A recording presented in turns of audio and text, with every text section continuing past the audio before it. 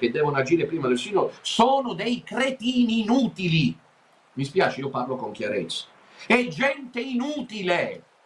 Li seppelliranno con la porpora cardinalizia perché i topi mangino meglio, preferiscono la porpora agli altri abiti. La porpora è buona da rodere. Ma dico, ma non si muovono? Adesso che cosa aspettano? Adesso che cosa vogliono? Adesso che cosa ancora vogliono capire di quello che sta accadendo? Di che cosa ancora hanno bisogno per capire che la Chiesa è attaccata?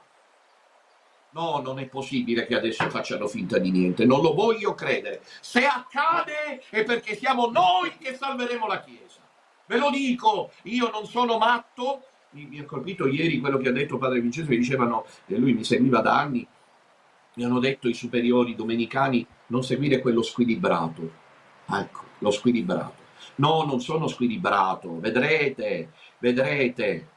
Vedrete che non sono squilibrato. Qui si tratta di salvare la Chiesa. Eminenze, piantatela di fare i Don Abbondio e datevi da fare. Lo Spirito Santo vi sta interpellando. La Santa Vergine vi sta chiamando. Piantatela dei vostri giochi nascosti, perché così si sentono tra di loro, si incontrano nascostamente. Fra Celestino è andato dal cardinale Sara senza preavviso, siccome lo accompagnava un giovane dei nostri, il cardinale Sara